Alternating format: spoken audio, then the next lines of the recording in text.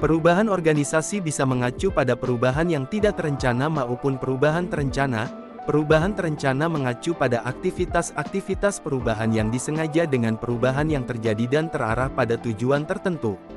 Tujuan perubahan terencana yaitu meningkatkan kemampuan organisasi dalam beradaptasi dengan perubahan yang terjadi pada lingkungan dan mengubah perilaku karyawan. Lewin memformulasikan suatu teori yang harus dilakukan oleh organisasi dalam manajemen perubahan. Tahap pertama, kebiasaan-kebiasaan lama dan status quo harus dilepaskan dari fondasinya sehingga proses perubahan akan menjadi mudah. Tahap kedua, organisasi dibawa ke arah yang baru. Perubahan-perubahan dan pembaharuan mulai diterapkan. Kebiasaan lama dan status quo dihilangkan.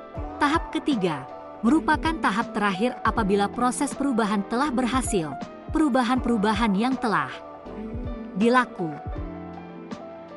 Ciri-ciri pengembangan organisasi merupakan strategi terencana dalam mewujudkan perubahan organisasional yang memiliki sasaran jelas berdasarkan diagnosa yang tepat dan akurat tentang permasalahan yang dihadapi oleh suatu organisasi, merupakan kolaborasi antara berbagai pihak yang akan terkena dampak perubahan yang akan terjadi terhadap suatu organisasi. Menekankan cara-cara baru yang diperlukan untuk meningkatkan kinerja seluruh organisasi dan semua satuan kerja dalam organisasi. Kekuatan-kekuatan yang mendorong perubahan, kekuatan internal perubahan yang berasal dari dalam organisasi, masalah sumber daya manusia meliputi kebutuhan karyawan yang tidak terpenuhi, ketidakpuasan kerja, rendahnya produktivitas. Masalah dengan perilaku, keputusan manajerial mencakup munculnya konflik, kepemimpinan, sistem penghargaan, dan reorganisasi struktural. 2. Kekuatan eksternal perubahan yang berasal dari luar organisasi untuk melakukan perubahan meliputi A. Demografi, perubahan tenaga kerja, B. Kemajuan teknologi, dengan adanya pengembangan dan penggunaan teknologi informasi, C. Perubahan pasar, munculnya ekonomi global perusahaan dituntut, mengubah strategi bisnis, D. Tekanan sosial dan politik, misalnya demo tenaga kerja, perubahan, peraturan pemerintah. Proses pengembangan organisasi. Pengembangan organisasi adalah perubahan dalam mengatur dan mengelola karyawan yang akan mengembangkan kompetensi, komitmen, dan koordinasi yang diperlukan. Tujuannya untuk meningkatkan efektivitas dan kesejahteraan anggota-anggota organisasi melalui intervensi yang direncanakan dalam proses tenaga kerja, struktur, dan sistem organisasi menggunakan pengetahuan dan ilmu perilaku serta metode intervensinya.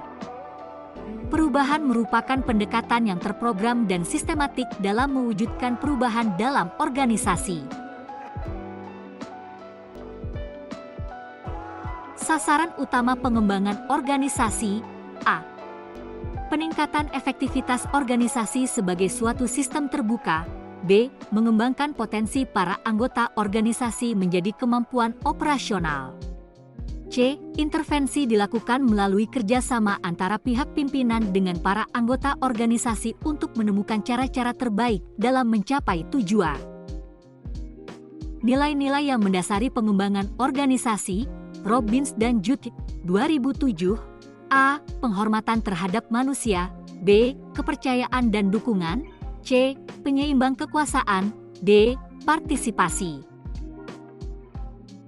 Kesimpulan, perubahan organisasi merupakan hal yang sangat penting karena terdapat kemajuan teknologi dan peradaban manusia seiring dengan perubahan zaman sehingga menuntut perusahaan untuk mengubah gayanya sesuai tuntutan zaman. Perubahan organisasi dipengaruhi oleh kekuatan-kekuatan yang menyebabkan adanya perubahan yang terdiri dari kekuatan internal maupun eksternal. Kekuatan-kekuatan eksternal yakni kebudayaan, tekanan sosial dan politik, teknologi dan perubahan pasar, dan kekuatan internal terdiri dari kegiatan karyawan dan masalah manajerial. Terdapat macam-macam pendapat anggota organisasi mengenai perubahan yang akan dilakukan oleh pimpinannya seperti menolak, cuek terhadap perubahan yang terjadi dan yang menerima perubahan tersebut sehingga terdapat bermacam cara untuk menanggulangi penolakan perubahan menurut Kotler dan Schlesinger dengan cara pendidikan dan komunikasi, partisipasi dan keterlibatan, kemudahan dan dukungan. negosiasi dan persetujuan, manipulasi dan bekerja sama, paksaan eksplisit dan implisit.